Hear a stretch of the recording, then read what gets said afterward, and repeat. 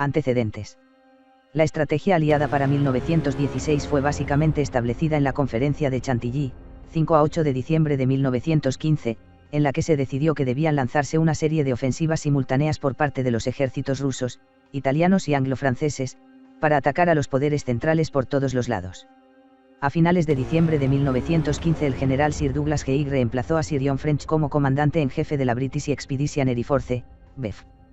Haig, que favorecía una ofensiva inglesa en Flandes por sus ventajas logísticas y estratégicas, proximidad a los puertos del canal y alejar los submarinos alemanes de sus bases en la costa belga, se vio obligado a aceptar el predominio del punto de vista francés. Así pues, Haig tuvo que aceptar la idea del comandante francés, el general Joseph Joffre, y tolerar que la BEF atacara en Picardía, en una ofensiva conjunta en el Somme.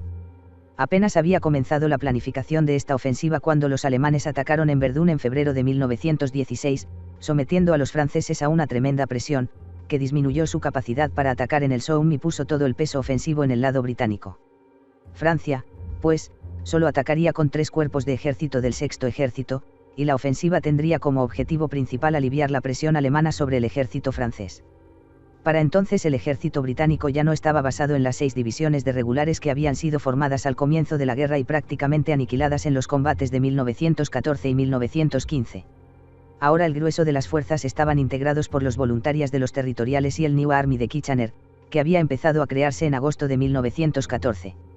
Esta expansión había ocasionado una rápida sucesión de ascensos para cubrir los puestos de mando necesarios, ascensos que no siempre se basaban en la competencia o la habilidad. El 7º y el 8º cuerpo durante el 1 de julio de 1916. 2 millas al norte de la operación principal tuvo lugar un ataque de diversión sobre el saliente de Gommercourt, a cargo de 2 divisiones, 56 y 46, del 7 cuerpo, 3 ejército. El objetivo era atraer la atención de los alemanes y hacerles mover efectivos hacia la zona, cosa que se consiguió, pues los alemanes trasladaron una división extra a la zona. Pero ese fue el único logro. De todos modos, el principal problema que tuvo la ofensiva principal más al sur no eran las divisiones alemanes, sino la artillería. Y las defensas en Gommercourt eran tan formidables que el mando alemán no consideró necesario enviar un solo cañón a la zona. Primero, tenían buenos puntos de observación en su línea, sobre todo en el sector del 8 cuerpo. Además, a las defensas frontales debían añadirse los pueblos Fortaleza de Sera y Beaumont-Hamel, que podían someter a un nutrido fuego a extensas secciones de la tierra de nadie. El terreno, además, no favorecía a los atacantes, que tendrían muy poca protección frente al fuego de las ametralladoras enemigas. Para reducirlo, el general Hunter Beston, comandante del 8, hizo cavar una mina debajo del reducto Hawthorne, que sería volado 4 horas antes de la hora cero. Su lógica para este curioso adelanto horario era que reduciría los temores alemanes a un posible ataque aliado. El alto mando inglés lo prohibió y le exigió que todas las minas fueran detonadas a la hora cero. Por motivos que no quedan claros todavía, la mina Hawthorne fue fijada para estallar a las 7:20 de la mañana, 10 minutos antes de la hora cero. En ese momento, 2 compañías cruzarían la tierra de nadie y tomarían el cráter, que así estaría en manos inglesas cuando comenzara el ataque principal. Fue otro fracaso. Cuando estalló la mina, tropas de reserva alemanas ocuparon el cráter y lanzaron una tormenta de fuego sobre los atacantes. El cráter permaneció en manos alemanas. Contrariamente a lo comúnmente imaginado, las tropas no avanzaron hombro con hombro, a paso de desfile por la tierra de nadie. Diversas tácticas fueron empleadas. En el norte, los batallones de la 31 División abandonaron sus trincheras 10 minutos antes de la hora cero y se desplegaron dispuestos a asaltar las trincheras alemanas. En el centro, la 4 División, parte de los batallones se adentraron en la zona de nadie antes de la hora cero y empezaron a avanzar a buen ritmo, otros se desplegaron con exploradores y francotiradores en la línea de avanzada, con el grueso de las tropas siguiendo por detrás. Al sur, la 29 División también adoptó diversas formaciones de ataque, desde simplemente avanzar hacia las trincheras enemigas, como los Royal Inniskilling Fusiliers, o en columnas, como los Lancashire Fusiliers. Pero al final, nada de esto importó. Apenas desplegados, los batallones de vanguardia vieron con horror cómo el bombardeo tal y como el alto mando había previsto saltaba de las trincheras avanzadas alemanas hacia sus nuevos objetivos. Al cesar el bombardeo, los soldados alemanes llenaron sus trincheras y, casi al mismo instante, un tremendo fuego de ametralladoras barrió la tierra de nadie. Así pues, el ataque fracasó antes de la hora cero. Uno de los batallones había perdido todos sus oficiales a las 7:28 de la mañana. Los soldados morían y eran heridos por centenares. Los batallones de las siguientes oleadas no tuvieron mejor destino. A las 7:25 de la mañana los alemanes no solo abrieron un intenso fuego de barrera sobre el frente inglés y sobre las trincheras de comunicaciones, con lo que muchas unidades fueron aniquiladas antes de salir de sus trincheras. Todos los intentos de presionar y atacar fracasaron en tal caos. Los que intentaron abandonar las trincheras y avanzar fueron arrasados por la tormenta de fuego, como el 13 York y Lancaster Battalion, que sufrió 400 bajas antes de alcanzar las trincheras avanzadas desde las que debían atacar. Continuar atacando era absurdo, por lo que a mediodía se ordenó cesar los ataques y preparar posiciones defensivas ante la inminente contraofensiva que se esperaba que los alemanes lanzarían. En total, de los 6.750 hombres que se lanzaron al combate, 4.300 murieron o fueron heridos. En la sección sur del 8 Cuerpo estaba la 29 División, veterana de Gallipoli. A la hora cero las tropas avanzaron en orden abierto para ser aniquiladas tras cubrir unas pocas yardas por el fuego concentrado de las ametralladoras alemanas. Algunas secciones de la división lograron aprovechar los huecos en el alambre de espino alemán y atacar las trincheras enemigas. Sin embargo, la segunda oleada se encontró sometida a tal volumen de fuego que no logró abandonar sus trincheras hasta media hora después. Y aún entonces solo un puñado logró cruzar la tormenta de balas que cayó sobre ellos. Este avance aislado tuvo consecuencias funestas, pues fue mal interpretado por el alto mando y dio pie a que se creyera que se había roto el frente alemán, por lo que se ordenó atacar a la brigada de reserva. Parte de la brigada se encontró bloqueada en las mismas trincheras, por el aluvión de muertos y heridos, mientras que otra parte llegó a atacar, para ser rechazada por el fuego enemigo. Eran las 9:15 de la mañana. A las 9:30 atacaron 2 compañías de la brigada, con idéntico resultado. Era tal el volumen de muertos y heridos en las trincheras, que las tropas de reserva no podían desplegarse y se tuvieron que suspender y cancelar los ataques. La 29 División tuvo 5.000 bajas y no avanzó ni una sola yarda. Solo en el centro se tomaron algunas trincheras alemanas, aunque solo temporalmente. Algunos batallones de la 4 División, pese al fuego de las ametralladoras y de los cañones alemanes, consiguió cruzar la tierra de nadie, y, encontrando las alambradas destruidas, asaltaron las trincheras alemanas. Sin embargo, los efectivos que lo lograron eran demasiado reducidos para consolidar lo ganado y fueron desalojados por los contraataques alemanes. Uno de estos batallones, al finalizar la batalla, solo contaba con 27 soldados ilesos de los 600 que habían avanzado por la tierra de nadie. De los 30 oficiales, 13 habían muerto y 17 estaban heridos. Otros batallones de la división fueron acribillados antes de cruzar la tierra de nadie, como el 11 de Hampshires, que sufrió 500 bajas en el intento. El mismo destino fue compartido por los batallones que debían seguir a la primera oleada. El resultado fue que a las 9 am algunas secciones de la línea alemana estaban en manos británicas, como el reducto cuadrilateral, y algunas tropas avanzaban hacia Pendantkoppe, en la segunda línea alemana. Tales noticias hicieron creer que se había logrado un éxito total, lo que motivó que se enviaran refuerzos al frente y que la artillería no fuera utilizada donde realmente era necesaria, sino apoyando un avance fantasma. Cuando el error fue descubierto, los refuerzos habían contribuido a aumentar la lista de bajas. El precio que tuvo que pagar el 8º Cuerpo fueron 14.000 bajas.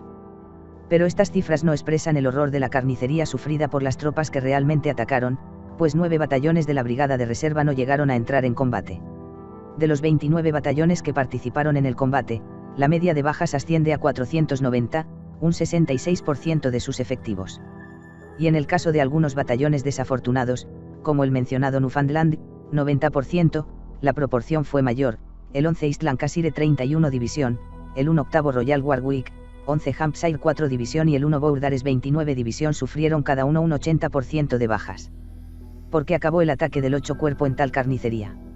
Simplemente, porque el bombardeo británico falló y no destruyó suficientes ametralladoras y cañones enemigos, que fueron capaces de pulverizar las tropas atacantes, ni de destruir el alambre de espino, que inmovilizó a las escasas tropas que pudieron avanzar a través de la tormenta de fuego. El 10º Cuerpo el 1 de julio. Al sur del 8 Cuerpo, el 10º Cuerpo, General Moorland, tenía la tarea más difícil del día. Sus 2 divisiones, 36 y 32, debían capturar el área de Thiepval y la Gran Muquet. Pero la fuerza atacante tenía de nuevo el terreno en su contra. Los ingleses debían atacar las posiciones alemanes, que estaban más altas que las enemigas, desde sus posiciones en el Valle del Ancre. Así pues, debían avanzar cuesta arriba, y casi sin protección, salvo por la prestada por el bosque de Autuille, en el sector de la 32 División. Frente a ellos, un tremendo sistema defensivo, que incluía los pueblos fortaleza de Stipier Divion y Thiepval, con nidos de ametralladoras y refugios para la tropa que solo la artillería pesada podía destruir. Además, en terreno elevado, entre los pueblos, estaba el reducto Gwaveney, más allá, el reducto Becourt, que podía enfilar con sus ametralladoras el avance inglés. Al sur de Gwaben estaba la Moquette Farm Switch Line, que incluía otra serie de potentes posiciones. Al sur de Thiepval, a la derecha del X cuerpo, en un saliente en la línea alemana, estaba el reducto Leipzig, un laberinto de trincheras capaces de disparar por todos sus sectores. Y, además, tras esta posición estaban los reductos Wonderwerk y Nordwerk, al norte y sur, respectivamente, y fuera del alcance de la artillería inglesa. Al final, como siempre, la clave residiría en si la artillería inglesa podría neutralizar las principales amenazas para el avance de sus tropas, los cañones y las ametralladoras alemanas. Los acontecimientos demostrarían que el alambre de espino estaba bien cortado entre el Ancre y Thiepval, pero apenas en otros sectores. Por desgracia, la mayoría de las ametralladoras estaban listas para lanzar un diluvio de fuego sobre los asaltantes. En este sector, como en los otros, las tropas comenzaron a ponerse en posición en las primeras horas de la mañana. Pronto todo comenzó a ponerse mal.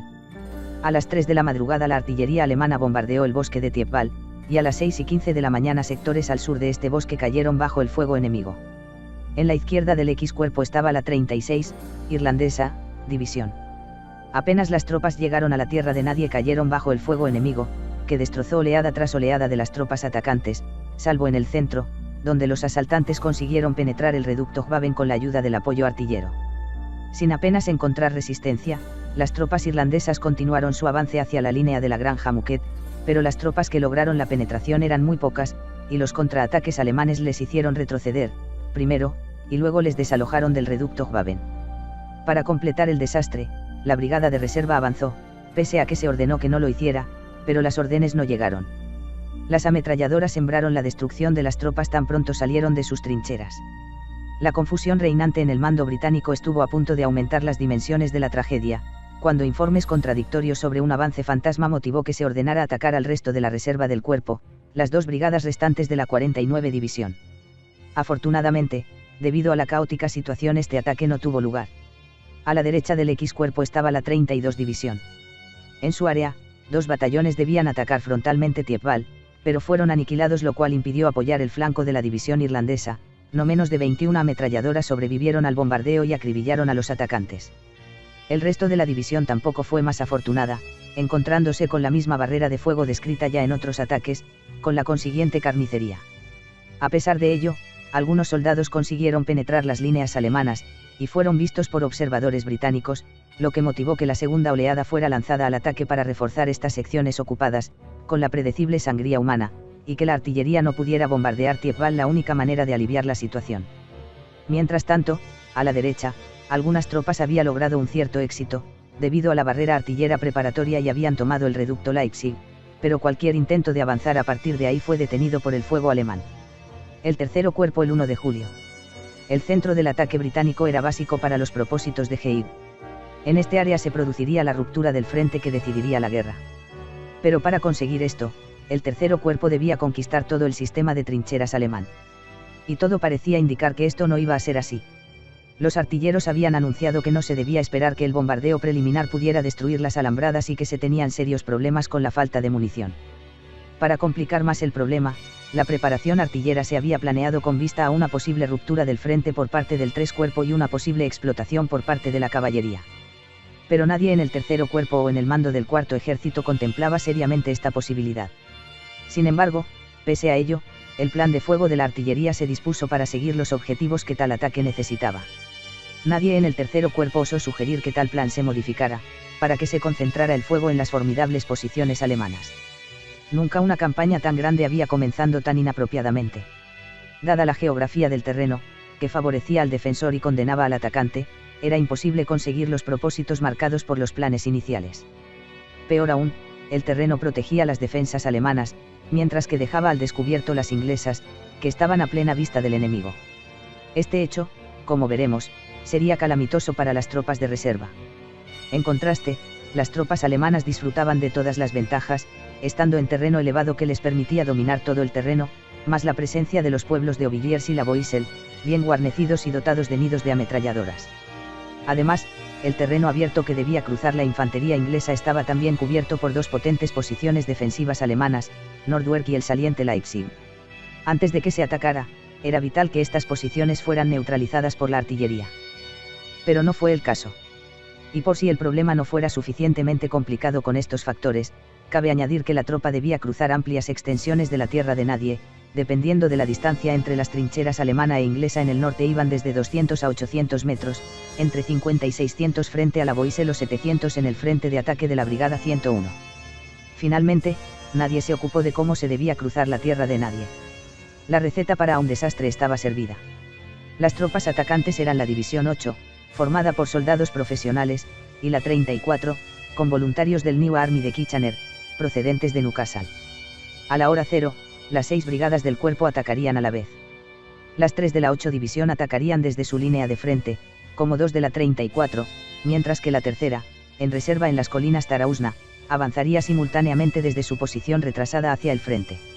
Así pues, comenzado el ataque no habrían reservas disponibles para hacer frente a una crisis, ni tiempo para recalcular una situación complicada ni sacar a las tropas de un mal paso. Peor aún, todos los oficiales superiores, de general de brigada hacia arriba, estarían en posiciones alejadas del frente. Así pues, no habría nadie como el general de brigada Rees del 8 Cuerpo, que detuvo el despliegue potencialmente desastroso de la brigada de reserva de la 31ª División. Pese a todo, se habían tomado algunas medidas para ayudar al ataque de la infantería. Se habían construido 2 minas bajo las trincheras alemanas, que darían tiempo y protección a las tropas alemanas. Y, además, Auvilliers y la Boissel serían bombardeados con granadas y nubes de humo, que cubriría el avance de las tropas asaltantes. Hasta el final la artillería colaboró poco para ayudar a la infantería. A las 7 am, 30 minutos antes de la hora cero, la artillería pesada dejó de bombardear las posiciones alemanas para seguir con el plan de fuego establecido, y comenzó a castigar las posiciones de la retaguardia, dejando a la artillería de campaña con cañones y de 18 pulgadas y obuses de 4.5 con la tarea de suprimir el fuego enemigo durante los 30 minutos cruciales previos al ataque, tarea fuera del alcance de estas piezas, que no tenían el poder de destrucción necesario contra las sólidas defensas alemanas. Así pues, sin importar las tácticas usadas por el atacante, el destino de las tropas británicas estaba decidido antes incluso de que abandonaran sus trincheras. Tan pronto comenzó el asalto, la 70 Brigada de la 8 División fue diezmada por el torrente de fuego de las tropas alemanas, que habían ocupado sus trincheras apenas cesó el bombardeo aliado.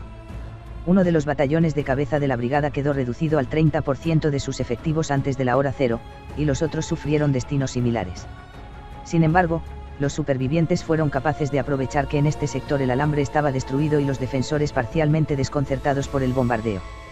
Además, el ataque más al norte contra el saliente Leipzig y al sur contra Auvilliers atrajeron brevemente la atención de los defensores, con lo que las tropas británicas lograron penetrar en diversos puntos el sistema defensivo alemán. Los inmediatos contraataques alemanes les desalojaron en su mayoría, salvo por un puñado de soldados que se mantuvieron en sus posiciones hasta el anochecer. Mientras tanto, los refuerzos no habían podido llegar hasta donde eran necesarios ya que, a partir de las 9 am, las ametralladoras del saliente Leipzig, habiendo rechazado a los atacantes, pudieron dedicar su atención al área de la Brigada 70. Uno de los batallones de refuerzo sufrió 529 bajas de unos efectivos de 27 oficiales y 710 soldados, mientras que otros batallones perdieron un 50% de sus efectivos y habían dejado de existir antes de llegar a sus propias líneas. Además, las comunicaciones eran imposibles, por lo que no se podía traer de vuelta el fuego de la artillería para apoyar a las tropas. Al final del día la brigada no había ganado un palmo de terreno, y, de los 2.720 hombres que habían participado en el ataque, solo 600 estaban disponibles al día siguiente. La historia del resto de la 8ª División es fácil de explicar, sufrieron un completo desastre. Solo se logró romper 2 secciones del frente alemán, y únicamente de manera temporal.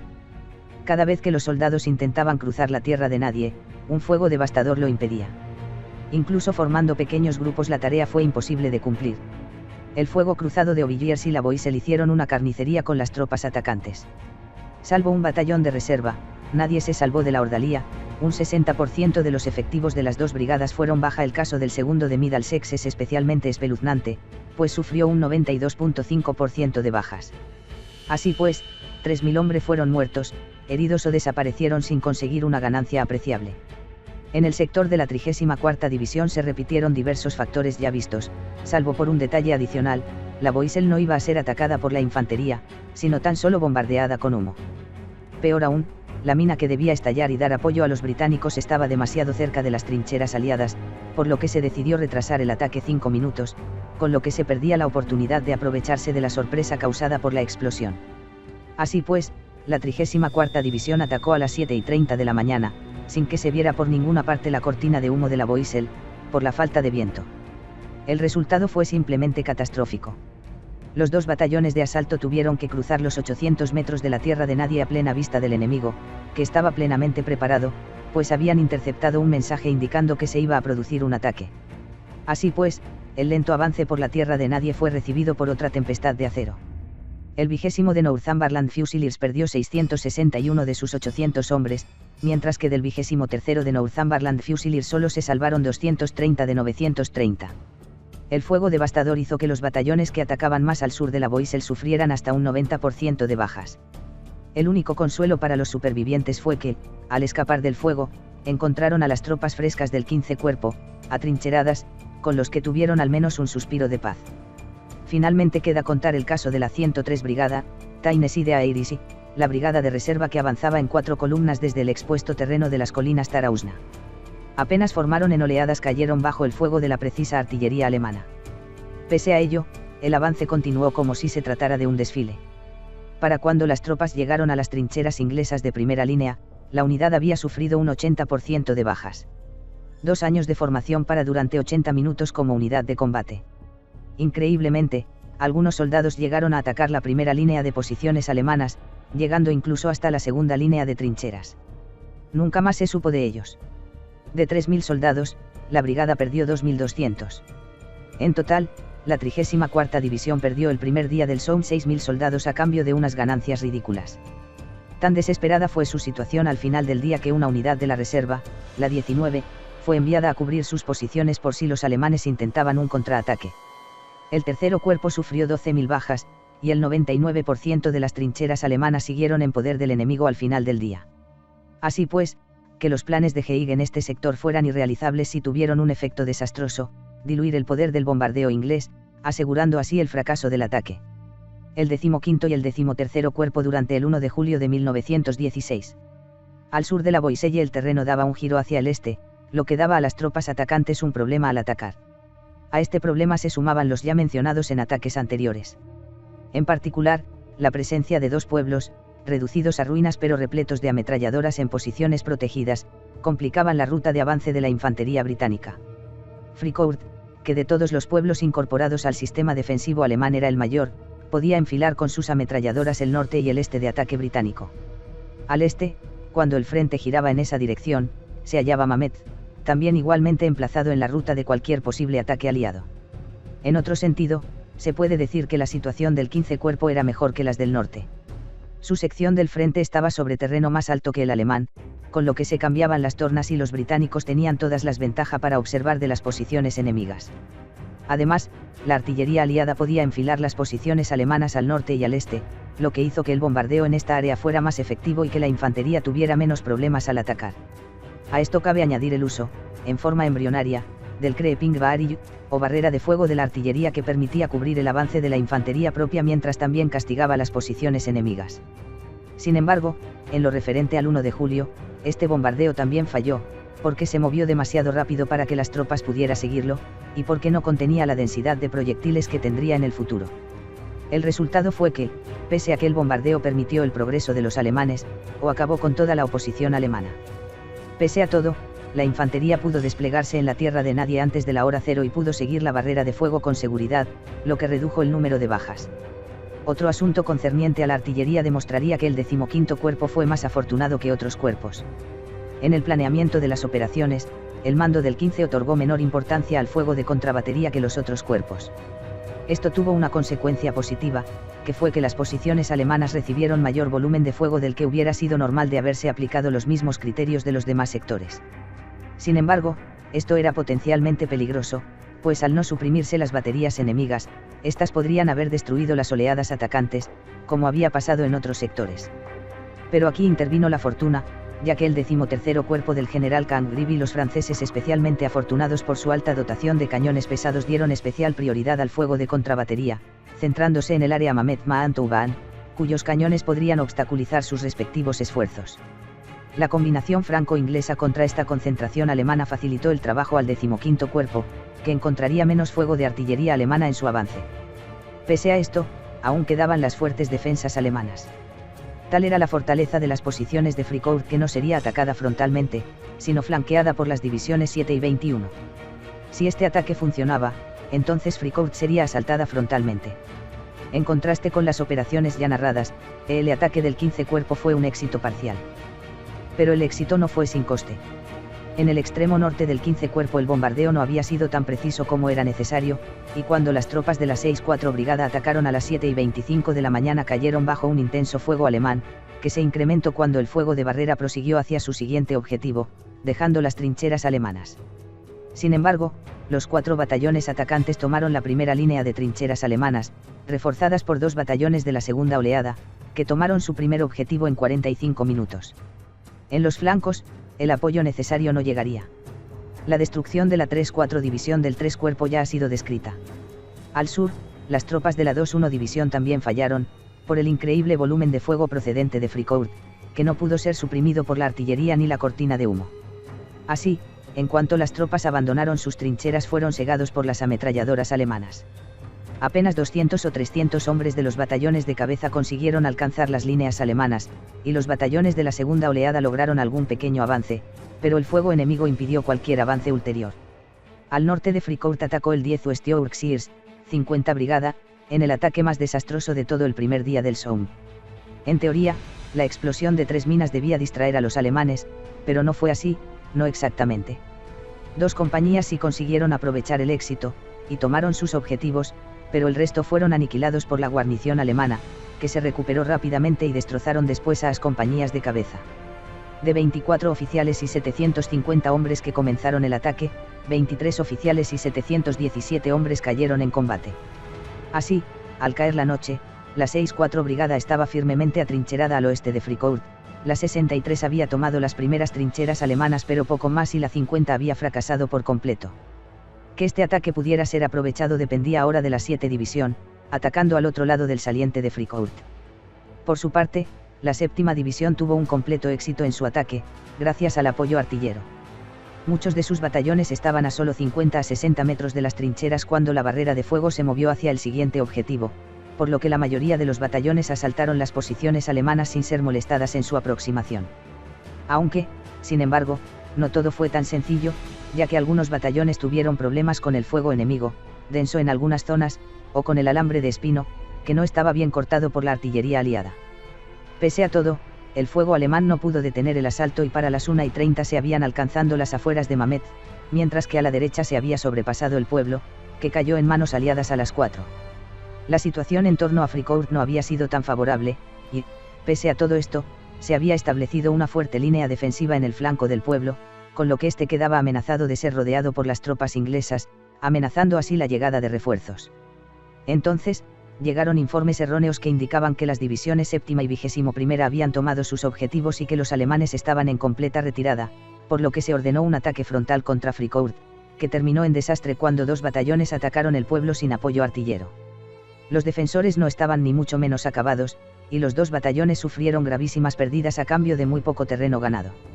A la derecha estaba el 13º Cuerpo, General Congreve, con 2 divisiones del New Army de Kitchener, la 18ª y la 36ª, que debían atacar hacia el norte, teniendo en su camino 2 problemas, el fortificado pueblo de Maantouban y el reducto Paamairs, generosamente equipados con ametralladoras, fortines y alambre de espino. Pese a todo, los atacantes tenían sus ventajas, el terreno les permitía tener un excelente panorama para apuntar sus cañones. Además, el 13º Cuerpo se había maximizado el fuego de contrabatería disponible y a su derecha tenían al 20º Cuerpo francés, cuyos cañones pesados podían enfilar a los alemanes.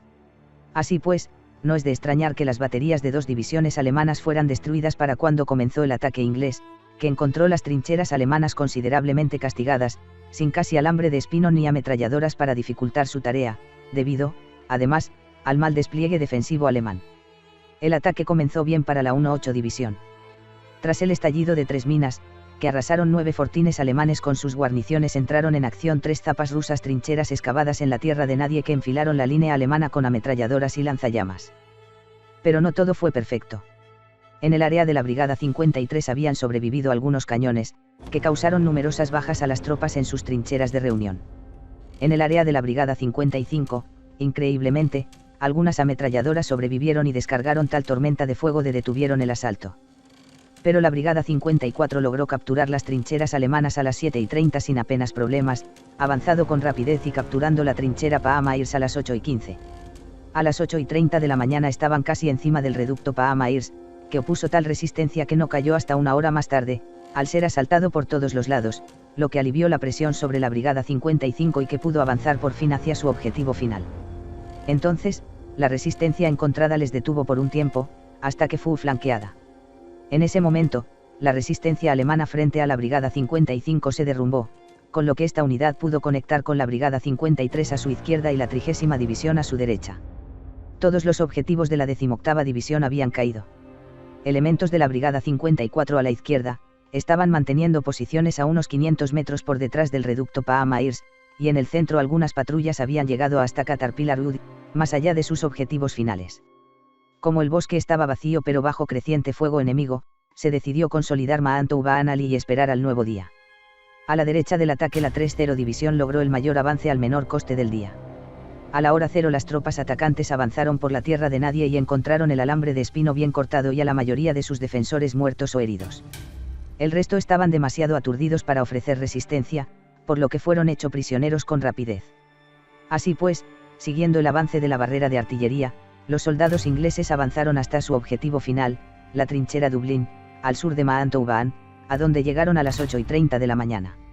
A las 12:30 la brigada había asegurado la Briqueterie, en el flanco del avance aliado, desde donde los alemanes podrían haber enfilado el avance hacia Maantou-Baan. Al mediodía, esperando los refuerzos, la unidad se detuvo. Todo esto fue cumplido con solo 24 muertos un batallón, el 17 Kings acabó el día sin un solo muerto entre sus filas. A la izquierda de la Brigada 89, la Brigada 21 logró avanzar, pero con mayores bajas. Se cruzó la tierra de nadie con pérdidas ligeras, encontraron el alambre de espino bien cortado y tomaron las primeras trincheras.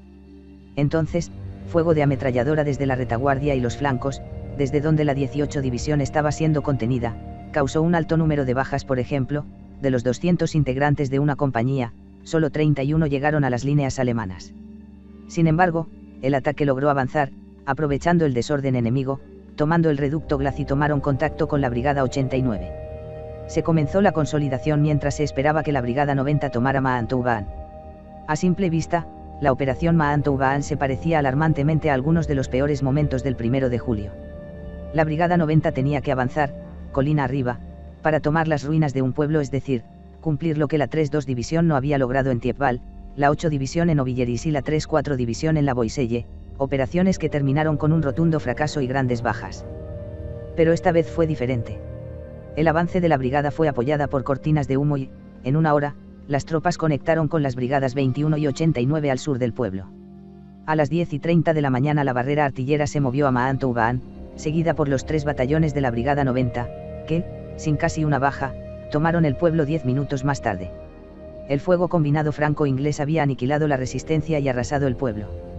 Poco después, las ruinas cayeron bajo un breve pero feroz fuego enemigo, después de lo cual los ingleses avanzaron hacia Maantou-Baanali, desde donde podían ver a las tropas alemanas inundando sus posiciones de defensa en la segunda línea.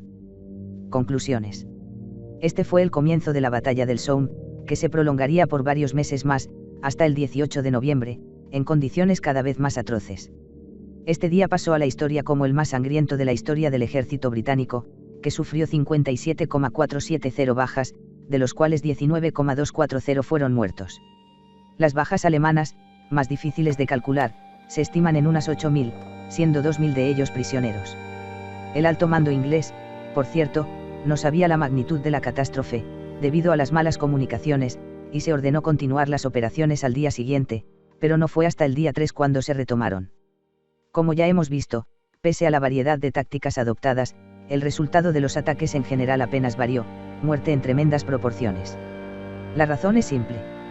Los cañones y ametralladoras germanas sobrevivieron al bombardeo alemán, con lo que se aseguró la masacre de la infantería atacante. Una tormenta de balas que se han estimado en 6.000 por minuto aniquilaría cualquier tropa que asaltara, sin importar la táctica de asalto utilizada. Solo allí donde la artillería aliada había castigado convenientemente al enemigo se logró un éxito relativo. Así pues, lo que determinó la diferencia entre victoria y derrota fue la efectividad de las ametralladoras y los cañones, tanto propias como enemigas, y su correcto uso, que convirtieron al infante y a la bayoneta en una reliquia del pasado, incapaces de competir con las distantes ametralladoras y cañones que aniquilan sus filas antes incluso de salir de sus trincheras.